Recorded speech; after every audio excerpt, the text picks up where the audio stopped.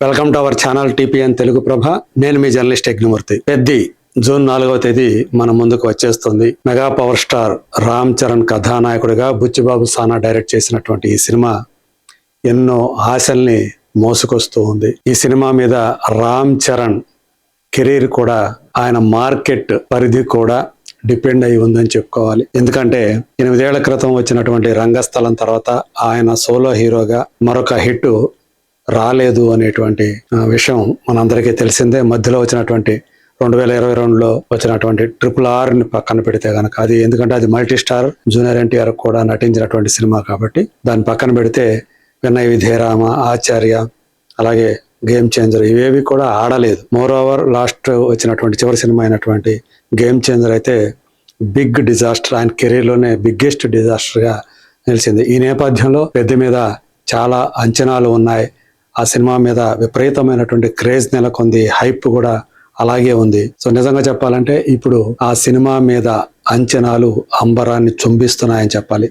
Mega fans ఖచ్చితంగా తమ కథానాయకుడు ఆయన కెరీర్లో సోలో హీరోగా బిగ్గెస్ట్ గ్రాసర్ని, బిగ్గెస్ట్ బ్లాక్ బస్టర్ని అందుకోబోతున్నాడు అన్నటువంటి ప్రగాఢమైనటువంటి నమ్మకంతో ఉన్నారు. సో ఇందులో చూస్తే గనక అనేక మంది కేవలం తెలుగు ఆర్టిస్టులు మాత్రమే కాకుండా పాన్ ఇండియా లెవెల్లో ఆర్టిస్టులు ఈ సినిమాలో నటించడం కూడా, ఈ సినిమా అన్ని ప్రాంతాల్లో కూడా, దేశంలోని అన్ని ప్రాంతాల్లో కూడా చెప్పుకోదగ్గ స్థాయిలో కలెక్షన్ సాధిస్తుందనేటువంటి నమ్మకం కూడా ట్రేడ్ వర్గాల ఉంది. కన్నడలో బాగా ఆడుతుంది అని శివరాజ్ కుమార్ ఉన్నాడు, అలాగే బొమన్ ఇరానీ, దివ్యేందు శర్మ. సో వీళ్ళకి నార్త్ బెల్ట్ లో మంచి పేరు ప్రఖ్యాతులు ఉన్నాయి కాబట్టి, పైగా RRR తోటి రామ్ చరణ్కి వచ్చినటువంటి పేరు, ఇమేజ్ అదంతా కూడా కలిసి వచ్చి నార్త్ బెల్ట్ లో ఈ సినిమా గొప్పగా ఆడుతుంది అన్నటువంటి నమ్మకం అందరిలో కూడా ఉంది. అలాగే జగపతి బాబు, ఆయన కూడా ఒక పాన్ ఇండియా ఆర్టిస్ట్ గా రాణిస్తున్నాడు. కన్నడ, తమిళ సినిమాల్లో కూడా ఆయన నటించడం వల్ల సో ఆయన కూడా వాళ్ళందరూ కూడా తెలుసు. ఈ రకంగా చూస్తే ఈ సినిమా కేవలం తెలుగు రాష్ట్రాల్లో మాత్రమే కాకుండా దక్షిణాదిలోని మిగతా భాషల్లో, అలాగే నార్త్ బెల్ట్ లో కూడా మంచి ఆదరణ పొందుతుంది అనేటువంటి అభిప్రాయం ఉంది. మరి ఈ సినిమా అసలు నాన్ థియేట్రికల్ బిజినెస్ ని పక్కన పెడితే థియేట్రికల్ బిజినెస్ ఏంటి, సినిమా విడుదలకు ముందు ఏ ఏరియాలో ఎంత మొత్తానికి ఈ సినిమా హక్కులు అమ్ముడయ్యాయి, డిస్ట్రిబ్యూషన్ హక్కులు అని తెలుసుకోవాలని ప్రతి ఒక్కరికి ఉంటుంది. మనకి అందిన సమాచారం ప్రకారం, అందుబాటులో వచ్చినటువంటి సమాచారం ప్రకారం ఆ వివరాలు నేను మీకు ఇప్పుడు మీ ముందు చూస్తున్నాను. ఇవి నా సొంతవి కాదు, ట్రేడ్ వర్గాల నుంచి మనకు అందినటువంటి సమాచారం. ఇక్కడ చూస్తే పెద్ద world wide pre release theatrical business valued ఎంత విలువ అనేది, ఇది అంచనా మాత్రమే. ఇదే యాజ్ గా మొత్తం 100% అని నేను చెప్పట్లేదు, కానీ దగ్గరగా ఈ విధంగానే ఉంటుందని మనకు తెలుస్తుంది. ఆంధ్ర ఏరియా మొత్తం కలిపితే, ఆంధ్ర ఏరియా అంటే నెల్లూరు, గుంటూరు, కృష్ణా, పశ్చిమ గోదావరి, తూర్పు గోదావరి, ఉత్తరాంధ్ర, ఈ 6 ప్రాంతాలు కలిపినటువంటి ఆంధ్ర వచ్చేటప్పటికి 23,25 లక్షల రూపాయలు విలువ చేసేటువంటి బిజినెస్ జరిగింది అని చెప్పి తెలుస్తూ ఉంది. సో విడిగా చూస్తే ఉత్తరాంధ్ర 18 కోట్లు, ఈస్ట్ గోదావరి 10,20 లక్షలు, వెస్ట్ గోదావరి 8,25 లక్షలు, కృష్ణా 9,30 లక్షలు, గుంటూరు 11,20 లక్షలు, నెల్లూరు 6,30 లక్షల రూపాయలు. సో ఇది నేను చెప్పినటువంటి నెల్లూరు నుంచి ఉత్తరాంధ్ర వరకు విడివిడిగా చూసుకుంటే ఇది మొత్తం కలిపితే 63,25 లక్షల రూపాయలు. ఇక తెలంగాణ చూసుకుంటే 48 కోట్ల రూపాయలు, రాయలసీమ 24 కోట్ల రూపాయలకి ఈ సినిమా థియేట్రికల్ హక్కులు అమ్ముడయ్యాయని చెప్పేసి మనకు సమాచారం అందుతుంది.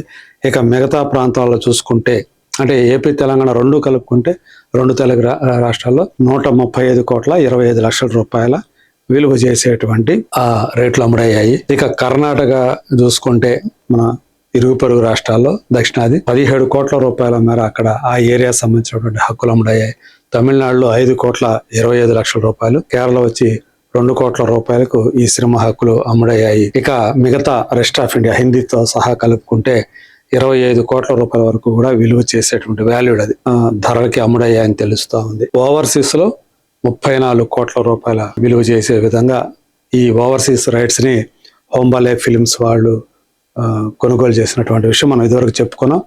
వాళ్ళు అక్కడ ఉండేటువంటి నార్త్ అమెరికాలో చూసుకుంటే ప్రత్యంగిర సినిమాస్, వాళ్ళ ద్వారా, అలాగే యూకే మిగతా చోట్ల చూసుకుంటే అక్కడ స్థానికంగా ఉండే డిస్ట్రిబ్యూటర్ ద్వారా ఆ సినిమాని వాళ్ళు రిలీజ్ చేస్తున్నారు. సో ప్రపంచ వ్యాప్తంగా చూసినప్పుడు ఈ సినిమా అమ్ముడైనటువంటి ప్రీ బిజినెస్ వాల్యూ ఎంత అంటే 218.5 కోట్లు అని చెప్పేసి తెలుస్తా ఉంది. సో ఇది సోలో హీరోగా చూసుకున్నప్పుడు ఆయన సినిమాల్లో సెకండ్ ప్లేస్ లో ఉంటుందని తెలుస్తోంది. ఎందుకంటే లాస్ట్ టైం వచ్చినటువంటి గేమ్ చేంజర్ సినిమా అది 221 కోట్ల రూపాయల విలువ చేసే రేంజ్ లో దాని ప్రీ బిజినెస్ జరిగింది అని చెప్పేసి తెలుస్తా ఉంది.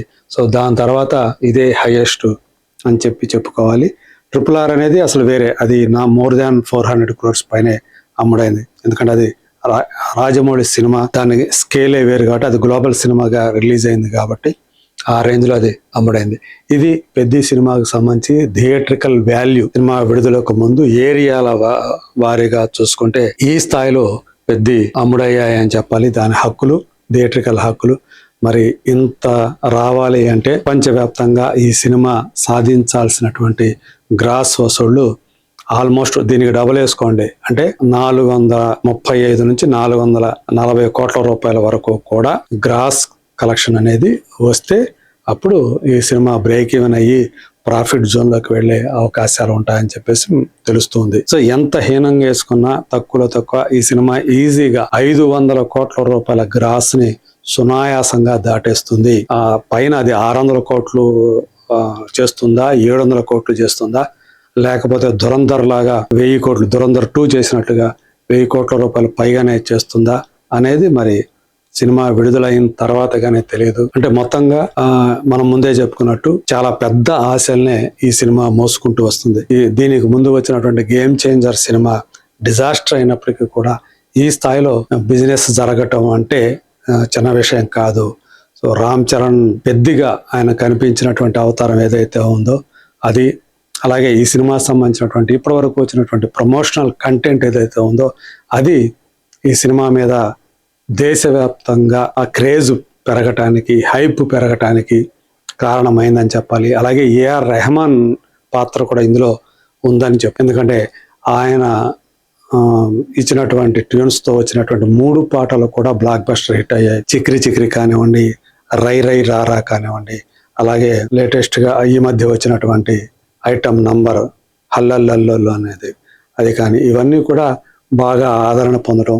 అలాగే 2 గ్లిమ్స్ కి, ట్రైలర్ కి ఆయన ఇచ్చినటువంటి బ్యాక్గ్రౌండ్ స్కోర్ ఏదైతే ఉందో వాటికి అవన్నీ చూసుకుంటే ఖచ్చితంగా రెహమాన్ ఈ సినిమాకి ఈ హైప్ తీసుకురావడంలో ఆయన పాత్ర కూడా చాలా ప్రముఖంగా ఉంది అని చెప్పుకోవచ్చు.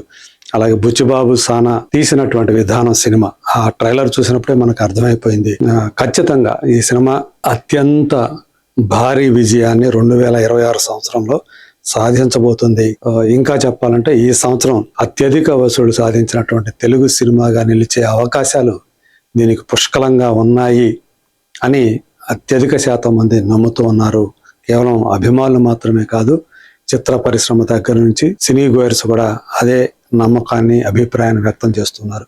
మరి ఈ స్థాయిలో ప్రీ బిజినెస్ జరుపుకున్నటువంటి పెద్ద మరి మనం చెప్పుకున్నట్టుగా ఆ 440 కోట్ల రూపాయల గ్రాస్ మార్కుని అధిగమిస్తుందా లేదా అనేది తెలుసుకోవాలంటే జూన్ 4వ తేదీ దాకా ఆగాలి. ఎందుకంటే అప్పుడే మనకి ఈ సినిమా ఏ స్థాయి విజయం సాధిస్తుంది ఏంటి అనేది మనకి తెలిసే అవకాశాలు అప్పుడే ఉంటాయి. కాబట్టి మరి అంతవరకు let us wait and see.